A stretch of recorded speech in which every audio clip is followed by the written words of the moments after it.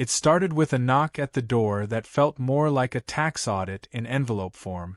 A man in a neon vest with an electric scooter and a smug grin handed me a certified letter like he was delivering a bomb he couldn't wait to see explode. "You've been served by Sunny Ridge Homeowners Association," he said, as if it was a royal decree. "I live on Remington Ranch, a piece of land my grandfather carved out in 1952 with a pickaxe, a hammer, and an iron will. Sunny Ridge HOA? They didn't even exist until '91. And yet somehow, this letter claimed I owed them 30 years of back dues, totaling $78,453.36. I had to reread the number 3 times just to make sure I wasn't having a stroke. My coffee went cold as I laughed, cried, and then laughed again. And that's when I knew I was about to go to war. I sat at the breakfast table staring at the itemized invoice like it was some ancient scroll of nonsense. They'd billed me for annual dues going back to 1993, complete with late penalties, interest accumulation, and something called a Community Heritage Beautification Levy, which I'm pretty sure is just HOA code for "we want a new fountain." They even added fines for violations I'd never committed: non-regulation fencing, unauthorized vegetable planting, and my personal favorite, excessive independence. I'm sorry, was that an actual charge? Are we billing people for personalities now? I marched down to the HOA office that afternoon, still in my boots and work shirt, dirt on my hands from repairing my tractor shed that morning. The HOA headquarters was one of those beige little buildings that looks like it sells both bad real estate and life insurance. Inside, the walls were plastered with laminated signs saying things like "Community starts with compliance" and "Harmony through regulation." There was even a wall mural of a happy family walking a regulation-sized dog past a regulation-compliant hedge. Behind the reception desk sat Marla. Now, if you've ever met an HOA president who thought they were the mayor, sheriff, and Supreme Court all rolled into one, then you've met Marla.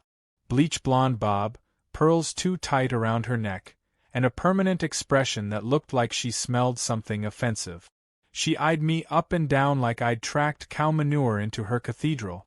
"Can I help you?" she asked in a tone that really meant, "Why are you breathing near me?" I placed the letter down on the counter. "You sure can. This notice says I owe you people $78,000 for fees going back 30 years.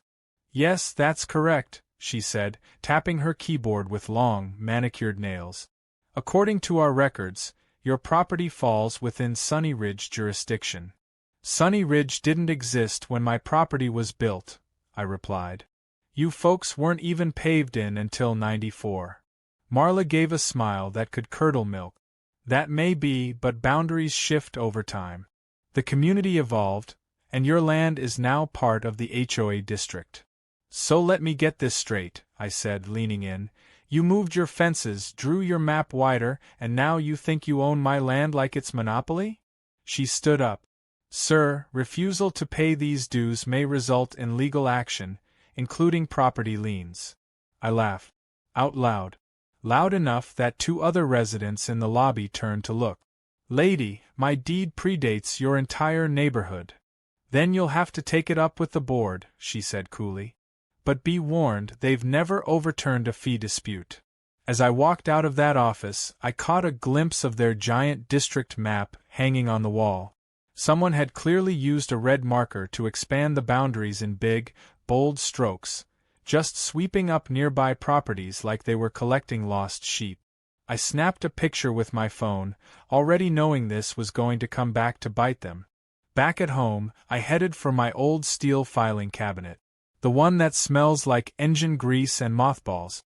I opened the bottom drawer and pulled out the original deed to Remington Ranch, complete with the 1952 land survey signed by a state engineer. There it was, a legal description that laid out my land ownership down to the fraction of an inch. Not only that, but the property sat outside of any annexation district. Just to be safe, I flipped through a few more dusty folders and pulled out a treasure I hadn't thought about in years, a black and white photo of my grandfather standing in front of the nearly completed house, his name etched on the concrete porch step. That photo wasn't just nostalgic. It was evidence. The next morning, I brought everything to my niece, Samantha. She's a rising star attorney who once sued a corporate developer for ripping out century-old trees, and won. She took one look at the invoice, then the deed, then the map, and said, "Oh, they're in for it." Samantha got to work like a bloodhound on espresso. Within days, she'd uncovered the original HOA incorporation paperwork and their original map. Surprise, surprise, my property was never listed. She also found out they'd filed an expansion amendment years later but forgot to notify a dozen landowners, including me. That's not just negligence. That's procedural fraud. Meanwhile, the HOA doubled down. They sent another letter warning me that noncompliance may result in community blacklisting, whatever that means. A couple days later, I found one of their so-called inspectors walking around my property with a clipboard. He tried to cite me for having a mailbox that didn't match community standard. I told him my mailbox came from a World War II surplus store and had more character than his entire board combined. He didn't laugh. I did. By the end of that week, Marla had filed a preliminary lien on my property with the county clerk. That's when I knew they weren't just playing games, they were going full scorched earth. But they'd made one fatal mistake. They assumed I was just some crusty old man with no fight left in him. They didn't know I had original documents, family history, legal muscle, and a burning sense of justice that flared up every time I looked at that ridiculous invoice. Most of all, they didn't know I don't lose battles on land my grandfather built with his bare hands. If the HOA wanted a war, I was ready to light the first match. The lien hit my mailbox like a brick wrapped in legal jargon. Official county stamp, registered notice, and a cover letter from the Sunny Ridge HOA's so-called legal department, which was actually just a guy named Travis who wore bow ties unironically and once tried to fine a neighbor for hanging wind chimes that played non-compliant melodies. According to the paperwork, the lien meant my property couldn't be sold, refinanced, or legally improved until the full balance of the community fees was paid in full. It was the bureaucratic version of parking a dumpster on my front lawn. My niece Samantha practically cackled when she read through it. "This isn't just sloppy," she said, flipping through the pages, "it's legally suicidal. They're trying to enforce bylaws retroactively on land they never had jurisdiction over. They might as well have tried to fine you for not paying in monopoly money." But the HOA wasn't done. The next day, I found two men in safety vests standing in my yard, one of them holding a tape measure like he was auditioning for a reality show about petty enforcement. "You've been flagged for a Level 2 yard audit," one of them said. "We need to confirm if your fence meets current community standards." I raised an eyebrow. "Current standards? My fence is made of timber harvested by my grandfather. It's lasted longer than your entire neighborhood." He didn't even flinch. Non-compliant materials are subject to replacement orders and fines. When I asked them to leave, they took pictures of my house, mailbox, porch lights, and even my dog, who I'm now convinced is also under HOA surveillance. That night, I installed a motion-activated speaker by the fence that blasted the chicken dance whenever someone approached. Small victories. By the end of the week, I received a new fine for lack of mailbox conformity, unregistered flora, and bizarrely questionable coop presence. Apparently the fake chicken coop I'd put up as a joke got flagged. I'd spray-painted "Property of Karen" on the side, and Marla must have seen it during one of her drive-bys. Yes, she had taken to patrolling the neighborhood herself now, slowly cruising by in her pearl-white sedan like she was casing the joint. I saw her once stop in front of my property and just stare for a full 2 minutes. I waved. She didn't. Samantha told me we needed to build a formal case, not just a defense but a counteroffensive. She dug through the HOA's meeting minutes and found something wild. In 2003, the board had attempted to expand their jurisdiction and submitted a boundary amendment to the county. But they never completed the required notifications or surveys. Not only was it incomplete, it was invalid. They had filed a map with the county showing an expansion that included my property, but according to public records, that map had never been approved. They'd simply acted as if it had been. I stared at the scanned document, eyes wide. They never finished the annexation process? Samantha nodded. They just pretended they did. Which means everything they've tried to enforce on your land is illegal. Meanwhile, Marla doubled down. She sent out a community-wide email accusing me of being a threat to neighborhood integrity, claiming I was abusing legal loopholes to avoid contributing to our shared vision. She even wrote that my non-conforming attitude could endanger property values. That email somehow made its way to the local Facebook group. Big mistake. Turns out, I wasn't the only one who'd had it with Marla's HOA tyranny. Within hours, the thread exploded. People shared their own stories, being fined for planting sunflowers, for having a kiddie pool too close to the hedge line, for having a mailbox that was 1 inch too whimsical. One guy posted a picture of the letter he received after hosting a barbecue that went past 8:01 p.m. on a Saturday. Someone else called her Napoleon in a cardigan. The nickname stuck. With the public turning against her, Marla tried to host a community standards awareness event in the clubhouse to save face. I showed up, front row, with Samantha by my side and the original land deed in hand. As she droned on about the importance of uniform aesthetics, Samantha raised her hand and asked a very simple question. Could you please explain to the community how you plan to enforce your bylaws on a property that legally exists outside your jurisdiction? The room went silent. Marla stammered, tried to pivot, and muttered something about long-standing spirit of inclusion. Then I walked to the front of the room, held up the original 1952 deed, and said, "This house was here when these streets were still horse trails. And no amount of red ink on your maps changes that." To really drive the point home, I projected a blown-up version of their own annexation map, the one with the big red marker lines, and then next to it the official county map showing the approved boundaries. Mine wasn't just outside. It was in a completely different planning zone. The audience burst into murmurs. One older woman raised her hand and asked, "Does this mean all my mailbox fines were fake?" A man behind her said, "Wait, they fined me for trimming a bush that wasn't even on HOA land."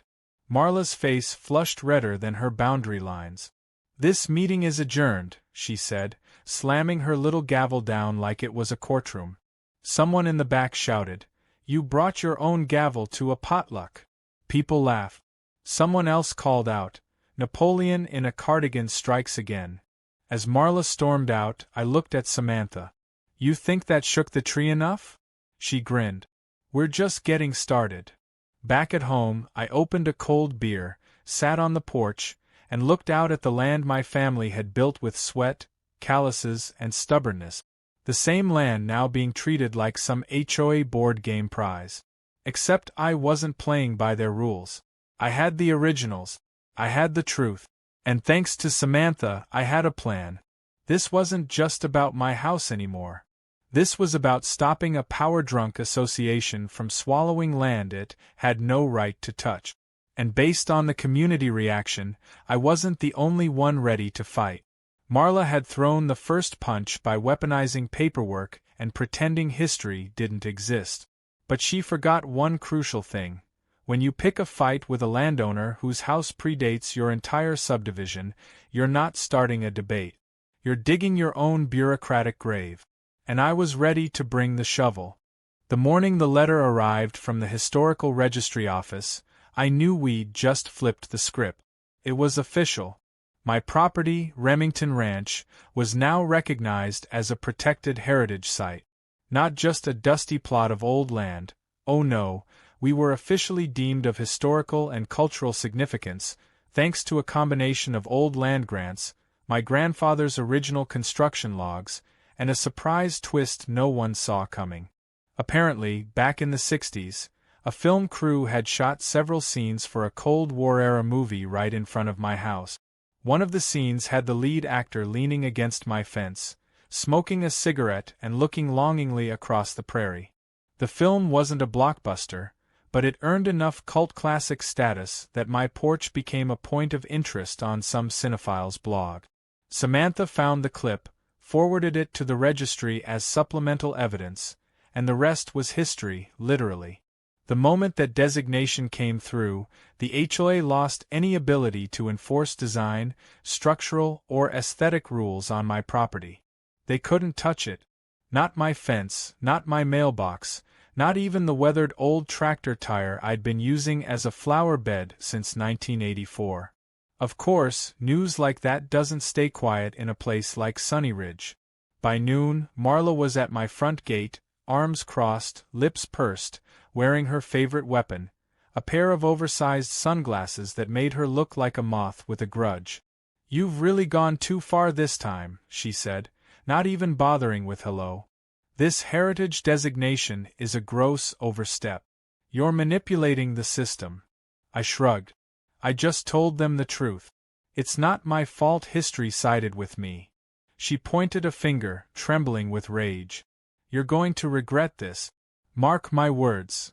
Then she stomped away, nearly tripping over my hose reel.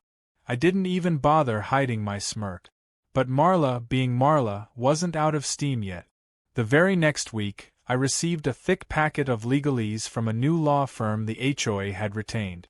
It claimed that they were invoking eminent domain on behalf of community necessity, citing a proposed public improvement initiative that involved building a splash pad, a small playground, and, this part made me snort, a Starbucks kiosk on the outer edge of the neighborhood. The location?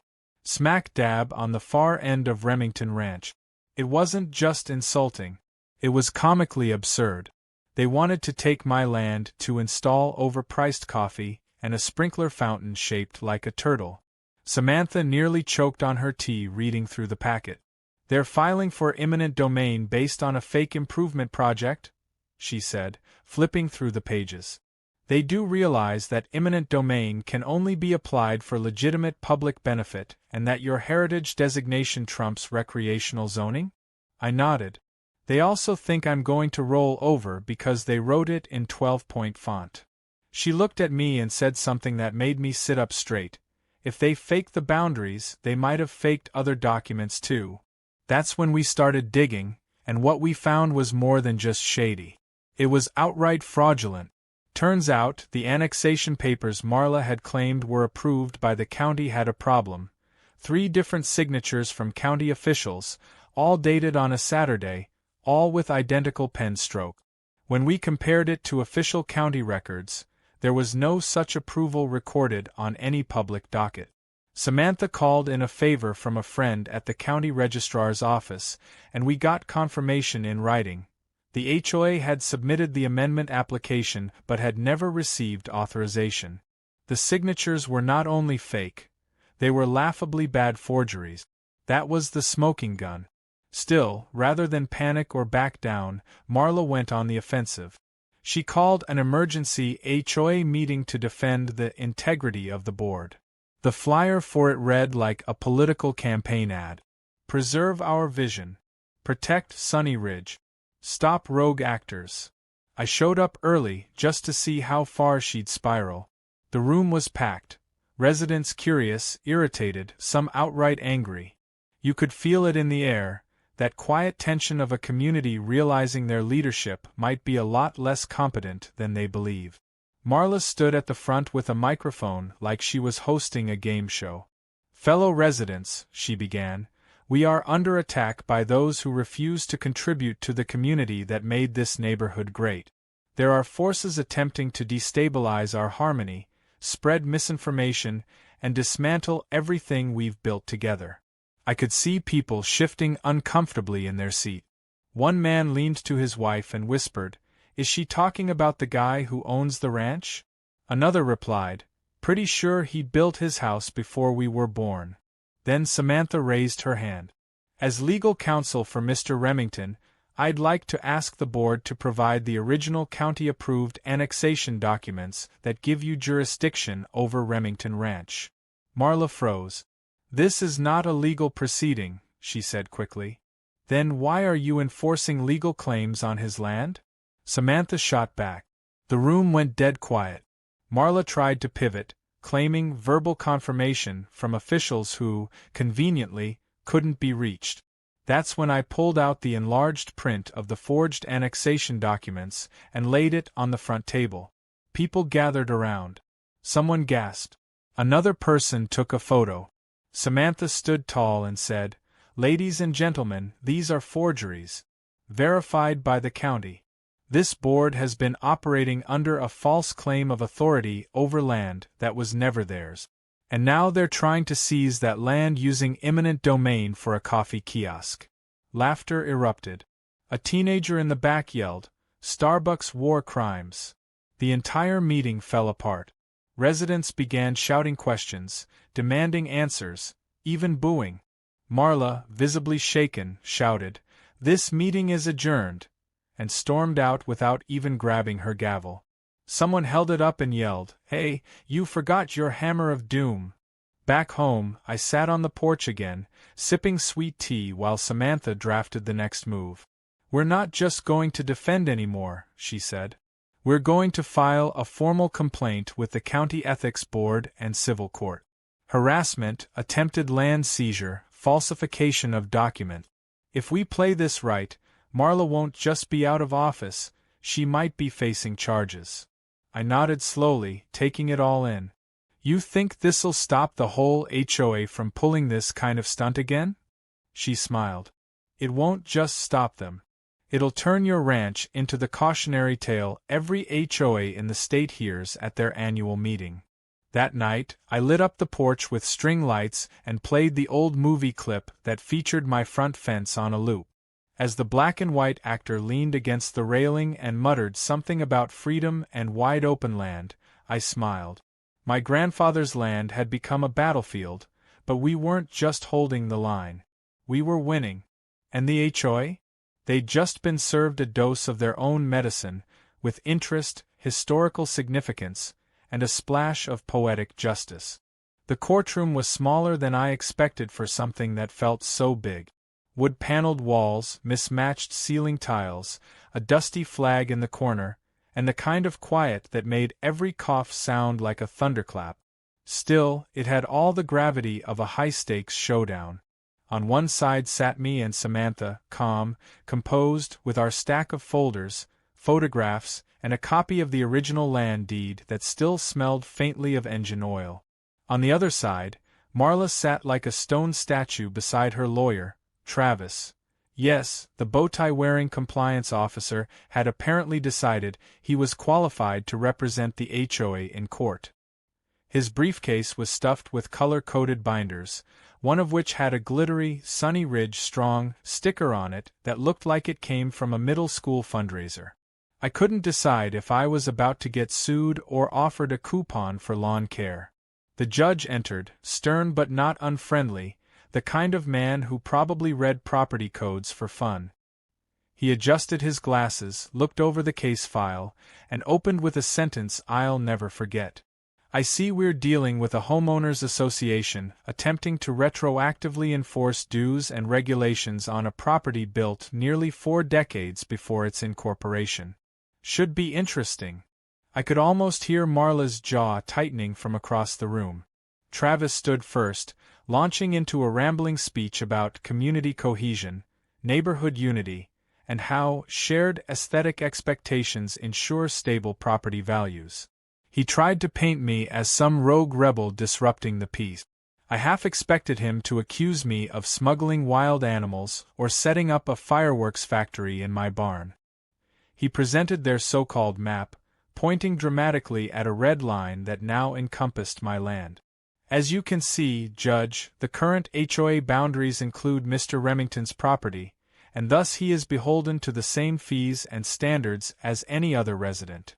Samantha stood up like she'd been waiting her whole life for this moment. Calm, poised, sharp as a blade. "Your Honor," she began, "we have no problem with shared community values. But this is not a case about decor or unity. It's about legal jurisdiction. And the Sunny Ridge HOA never had it. She handed over the county's letter confirming the annexation application was incomplete and unapproved. Then she handed over photos of my property's original 1952 survey, zoning maps, and the official federal land patent. The judge took his time reading each document, nodding slightly as he went. This land, Samantha continued, was never included in the HOA's boundaries. The map they submitted is not only unofficial, it contradicts the one on file with the county. In fact, their version of the map was modified without notice, without signatures, and in violation of several procedural statutes. Travis, clearly flustered, tried to object. "But the spirit of the community," he began. The judge cut him off. "Mr. Travis, this isn't a séance. We are not here to summon spirits. We are here to interpret law." I choked back a laugh. Samantha pressed on, revealing the icing on our evidentiary cake. A dated internal HOA email thread, uncovered through a records request, in which Marla wrote to her board, "Even if the county doesn't finalize the expansion, we'll act as if it went through. No one will notice." The courtroom gasped audibly. One woman in the back whispered, "She really wrote that?" "Oh yes, she did." From there, it was a slow, satisfying unraveling. Every point the HOA raised fell apart like overcooked lasagna. Their claim that I used the neighborhood pool? I had receipts showing I'd never even received a key. Their claim I violated lawn standards? My lawn was listed as a native habitat zone under county rules. They even tried to argue that my dog's barking disrupted the peace. Samantha presented a notarized statement from my neighbor stating the noise actually came from Marla's own Pomeranian, which had a reputation for screeching at shadows. The judge listened carefully, asked a few questions, and then sat back. He looked at Marla and said, "Do you have anything else you'd like to add before I make my ruling?" She stood slowly, clearly rattled, and launched into a final speech about how she was just trying to make the neighborhood a better place. "If we allow landowners to defy community expectations," she said, "we lose our shared identity." The judge raised an eyebrow. "And forging documents, issuing unlawful liens, and attempting to seize property for a coffee kiosk supports that identity?" Marla went quiet. Then came the ruling. The judge declared the lien null and void, all fines issued by the HOA unenforceable, and my property officially outside the jurisdiction of Sunny Ridge. He also ordered the HOA to pay for all my legal fees and issued a referral for a fraud investigation into the forged annexation document. The gavel fell with a satisfying thunk that echoed through the chamber like a closing door. Outside the courthouse, reporters from the local news had gathered. Word of the case had spread thanks to neighborhood gossip and a now viral Facebook post featuring a photo of Marla holding her gavel like it was a royal scepter. A young reporter shoved a mic in my face and asked, "Mr. Remington, how does it feel to beat the HOA?" I thought for a moment and said, "Feels like I just sprayed Roundup on a field of entitlement." Samantha snorted so loud it made the news clip. The fallout was immediate. Marla was removed as HOA president by a unanimous board vote. Her resignation letter was 2 pages of blaming everyone from the county clerk to social media toxicity. The ethics board opened a formal investigation, and several HOA board members stepped down to avoid scrutiny. The community, once divided by flower color regulations and hedge height disputes, suddenly started acting like a neighborhood again. People hosted porch potlucks, shared tools, and openly mocked the old bylaws. Back at Remington Ranch, I celebrated the only way I knew how, with a community barbecue on the land they tried to take. Families brought lawn chairs and kids ran wild through the field. Samantha gave a little toast, holding up a mason jar of lemonade and saying, "To knowing your rights, standing your ground, and making history." The crowd cheered, and I couldn't help but smile. As the sun dipped low and the laughter of children echoed across the grass, I leaned back in my rocker and took it all in. This wasn't just about winning a legal battle. It was about defending a legacy, protecting a piece of my family's story, and reminding people that just because someone has a clipboard and a title doesn't mean they're right. Sometimes the land knows who it belongs to, and it doesn't forget. Not for maps, not for red ink, and certainly not for a splash pad and overpriced coffee. The morning after the barbecue, I found a homemade sign planted at the end of my driveway. It was shaped like an old frontier marker and painted with careful brushstrokes. "Welcome to Remington Ranch, established 1952, still not HOA." I had no idea who made it, but judging by the handwriting, it might have been one of the kids from down the street. I left it exactly where it stood. Something about that sign, in its humor and quiet defiance, captured the spirit of everything we'd fought for. The land had been in my family for generations, and now it wasn't just a property, it was a symbol. Not just of stubbornness, but of freedom, of standing up against pettiness dressed as policy, and of neighbors finally waking up to what they'd allowed to rule them for too long. The fallout for the HOA didn't stop with Marla stepping down. Once the fraud investigation was underway, the County Ethics Board found a string of other concerning practices in Sunny Ridge. Fines that weren't properly documented. Home improvements that had been blocked without legal basis. Invoices for non-existent services. The new interim board, led by a quiet, sharp-minded retired teacher named Mr. Hargrove, called for a full audit. What they found unraveled years of nonsense. Over 40% of the fines issued in the last decade had no valid foundation. Several properties had been wrongly subjected to lien threat. One elderly woman had paid over $5,000 in so-called landscaping compliance fees, only to discover her hedges had never been inspected. Word of the court victory and the audit spread like wildfire. Local papers picked it up, calling it the ranch that broke the board. Even a state housing blog ran a piece on it titled, "How a Cup of Coffee Nearly Got an HOA Sued into Oblivion." My niece Samantha was invited to speak on a homeowners' rights panel in the state capitol, where she was introduced as the lawyer who lassoed the HOA. I told her it was a terrible pun. She told me she secretly loved it. Back in the neighborhood, the change was immediate and almost magical. People painted their houses whatever color they wanted.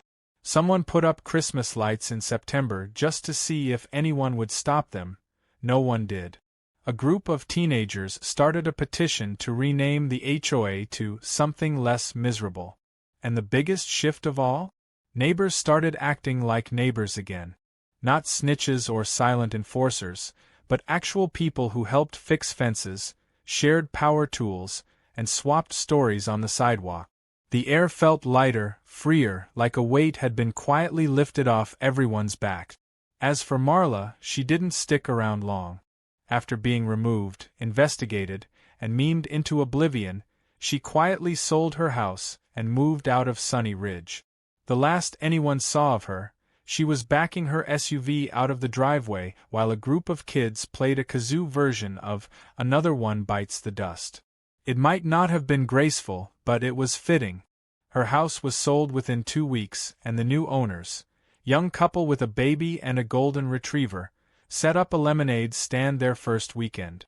The sign said, "HOA free and proud." I bought 5 cups, but the story didn't end there.